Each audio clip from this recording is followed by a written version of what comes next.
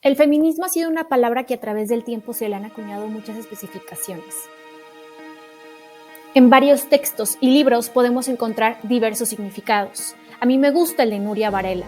El feminismo propugna que mujeres y hombres seamos iguales en derechos y libertades. Es una teoría y práctica política articulada por mujeres que, al analizar la realidad que viven, toman la conciencia en las discriminaciones que sufren solamente por ser mujeres y se deciden organizar para acabar con ellas y cambiar la sociedad. Aquí evalúo el resurgimiento del movimiento feminista y el nacimiento de la participación femenina en el periodo entre guerras desde mi perspectiva. Ya he hablado de estos conceptos en proyectos iconográficos, pues la segunda ola ha sido para mí la más importante y la que mayor peso ha tenido porque políticamente se logró una igualdad en derechos con el sufragio. Antes debemos entender lo que los autores marcan como las tres olas del feminismo. Según Marcela Lagarde, antropóloga mexicana, y Montserrat Dehesa, comenzamos con la ola de la Ilustración. Todo comenzó en la Revolución Francesa y comienza cuestionando estos privilegios masculinos, destacando que no eran ni biológicos ni naturales como se presume, evidenciándose con la ausencia de la mujer en los derechos fundamentales del hombre. Tenemos a Mary Wollstonecraft y a Olympe de Gouges como mujeres importantes de la época, con escrituras y declaraciones de los derechos de la mujer como ciudadana. Luego está la ola sufragista, donde ya se le da el nombre al movimiento como el feminismo y se le reconoce como un movimiento internacional. Aquí se busca y se logra el derecho al voto, comenzando con Inglaterra en 1918. Luego, en la tercera ola, se habla de la percepción y los fallos de la segunda ola y de la vivencia de la mujer en su situación actual y condición de opresión que está imposibilitando la igualdad. Se habla de la sororidad. Habiendo entendido, nos vamos a lo que marcó el antes y el después de la participación femenina en temas laboral y político. No podemos decir que únicamente fue en el siglo XX, pues comenzó desde finales del siglo XIX, aunque el mayor impacto sí ocurre en tal época, en la Primera Guerra Mundial.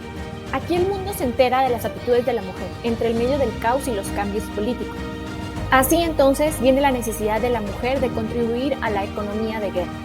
En esta economía de guerra tuvieron que tomar desde puestos agrícolas hasta puestos en fábricas. Esto más la Ilustración da pie al movimiento sufragista. Y como consecuencia también se da la independencia económica, que permitió la liberación de tutela y matrimonios no deseados. Reino Unido data como primer país con un sufragio conquistado en 1918 gracias a la necesidad adquirida de falta de mano de obra. Aquí es cuando las mujeres demuestran su valor productivo y como recompensa logran su libertad al voto. Aquí el diputado liberal John Stuart Mill y su esposa Harriet Taylor fueron los que apoyaron en la política inglesa, ofreciendo un partido y también reformas que apoyaron el movimiento. Estados Unidos fue el siguiente en lograr el sufragio conquistado. Desde 1910 comenzaron las movilizaciones y estas comenzaron a tomar mayor fuerza. Más adelante tomaron influencia de Inglaterra y esto permitió que en los años 20 las mujeres lograsen altos cargos políticos y principalmente el sufragio. En el resto del mundo, entre 1932 y 1945, la mujer logró tal nivel de libertad que se convirtió tal cual como en un modelo a seguir en varios países. Esto intensificó el proceso que inició desde la Primera Guerra Mundial. Aunque no fue hasta 1960 que el movimiento alcanzó mayor potencia y logró el sufragio entre los demás países, porque incluso después de la Segunda Guerra Mundial, la mujer siguió demostrando esta importancia en el ámbito rural, industrial y científico con su participación. Finalmente, parte de lo que para mí significa la segunda ola como una de las más importantes por ser facilitador de la libertad de expresión y decisión es lo que se logró en la búsqueda del sufragio universal. Ya sea que tomemos como ejemplo el reconocimiento de la mujer como ser humano en 1946, con la creación de la Comisión en las Naciones Unidas sobre la condición jurídica y social de la mujer, o la creación en 1960 de la Declaración sobre la Eliminación de la Discriminación contra la Mujer, creada por la ONU, donde tenemos diferentes rostros que nos representaron, como lo son las delegadas de la Subcomisión de la Condición Jurídica y Social de la Mujer. Ahora bien, la mujer ha logrado tener un reconocimiento importante para ser vista con mismas capacidades y habilidades que un hombre. pero ¿por qué en México solo el 8% de las mujeres logran tener cargos como CEOs? ¿O por qué tan solo en el 2020 se registraron más de 3.723 muertes violentas de mujeres en México? ¿Por qué las familias siguen viendo el éxito de sus hijas solo cuando son buenas amas de casa y madres, pero no cuando logran grandes puestos que impactan a millones de trabajadores? ¿Estamos viviendo realmente una completa equidad de género? ¿Se cumplen los derechos de la ONU, un reconocimiento de la mujer como ser humano, con mismo derecho de salud, de educación, de bienestar económico, participación política y vida libre de violencia?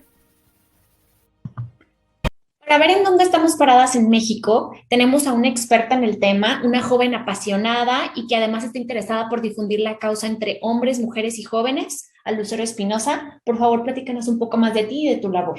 Muchas gracias primero por la invitación y por considerarme. Bueno, yo ahorita soy estudiante de universidad, sin embargo, durante mis estudios de preparatoria tomé una optativa con perspectiva de género durante un semestre y también hace aproximadamente 2 años ya creé con algunas de mis compañeras pues una colectiva feminista, ¿no? Una colectiva en la cual nos hemos enfocado en tratar de difundir ciertos temas que nos parecen más que solo importantes, necesarios.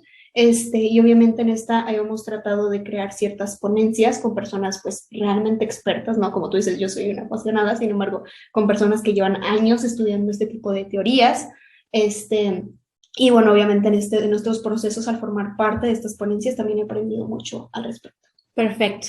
Y bueno, ahora bien, la pregunta aquí es, ¿estamos realmente en una cuarta ola del feminismo o concuerdas con algunos autores de que seguimos en la tercera? Mira, pues yo la verdad creo, honestamente, que sí estamos en una cuarta ola, ya que aunque considero que estamos justo como en el centro, creo que estamos en una ola muy revolcada, porque obviamente nos faltan pues muchas cosas por lograr, ¿no? En especial cuando vemos las cosas tan terribles que se viven, por ejemplo, de violencia de género, sí, en particular en países como lo son pues los países latinoamericanos. Pero yo también creo que sería algo incorrecto desacreditar lo muchísimo que ha avanzado el feminismo en esta última década, honestamente. Y bueno, yo lo que consideraría como una cuarta ola sería justamente el feminismo interseccional. ¿Qué significa esto? Es un feminismo transincluyente. Es un feminismo que se da cuenta que no puede existir una mejor calidad de vida para la mujer, ni para el hombre, ni para nadie, sino hay una conciencia ecológica.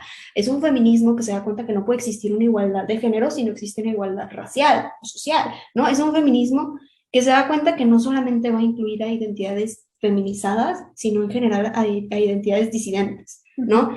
Entonces, pues te das cuenta que ya ahorita no estamos en una lucha, estamos en la lucha que nos va a llevar a todos como humanidad a poder lograr mejorar como sociedad, ¿no?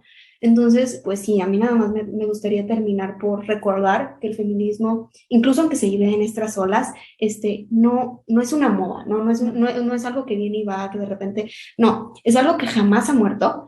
Es algo que ha estado desde nuestras tatarabuelas sufragistas que nos dieron el derecho al voto hasta las jóvenes que actualmente están saliendo a protestar por nuestros derechos. Lo que nos dice esto es que es un feminismo que está vivo, está presente y está más fuerte que nunca. Muchas gracias. Muchas gracias a ti. Gracias.